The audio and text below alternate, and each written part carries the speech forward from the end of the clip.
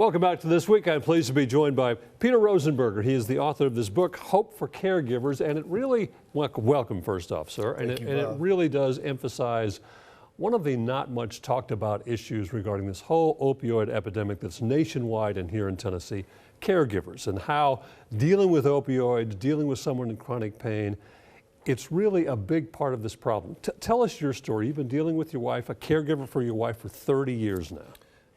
She had a terrible wreck when she was a freshman at Belmont in 1983, massive orthopedic trauma. And to date, actually as of 2 weeks ago, her 80th surgery, both legs amputated. I married her a couple of years after the wreck. I didn't know her at the time.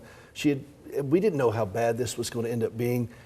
And over these years, it has just been a medical nightmare. Now, she's had seasons where she's done very well, but she's never been well. And I've learned the hard way that if you're treating somebody for chronic pain, it's a family issue. And if you exclude the caregiver from treatment of this, you are running the risk of hurting the patient as well, because if caregivers are not in a good space, what's going to happen to their loved one? Financially, emotionally, physically, whatever. Go down the list of all the things.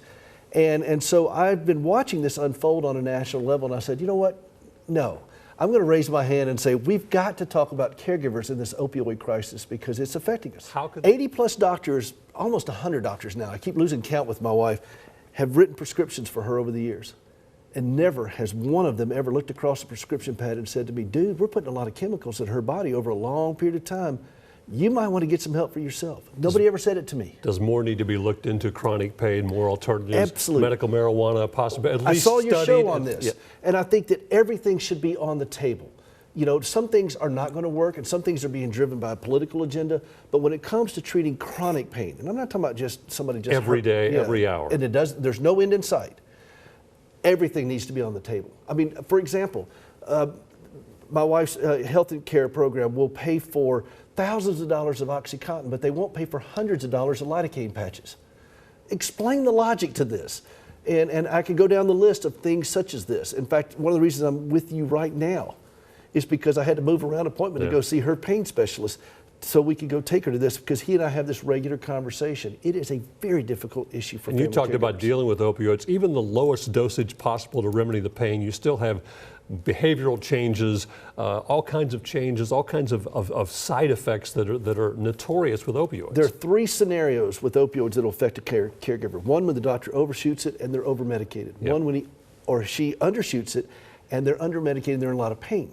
The other one's when they get it right, because you're still introducing behavior-changing drugs into a human being over a long period of time, and it will affect the entire family, every relationship, your job, everything will be affected by this. Talk about how important it is for caregivers for this to be a team effort with government funding and government entities, physicians, the clergy, everybody involved in this. All hands on deck. If you have a platform, use it to say, caregivers, get some help. You don't have to spend a lot of money on this. Just raise your hand and say, I need some help. That's the first step. That's why I do a radio show. That's why I write books. I'm doing these things to let caregivers know that as you push that wheelchair, as you stand in the hospital room corner, your health is important, your emotional health and your physical health, because if you go down, who's in line behind you to take care of this loved one? And people may not realize this, but at some point in our lives, we're all going to be in the position you are in, whether we're the person needing care or someone in our family is going to need care. In some regards, this affects all of us. If you love somebody, you're going to be one. If you live long enough, you're going to need one. We all have a stake in this game. And yeah, it's a slow burn, and it doesn't get nearly the kind of coverage that some of the other things do.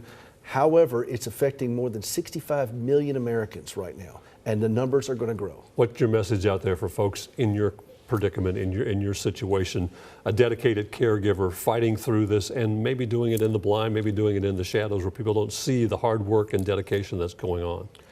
That's the driving force behind everything I do, is that person who is toiling away in obscurity, and sometimes they've lost themselves in this, and I want to help give them a well-lit path to a place of safety where they can just catch their breath, take a knee, and then we're going to devise a plan to help them navigate through the difficult swamp that is caregiving healthily and survive this thing and thrive in it. You don't have to be miserable.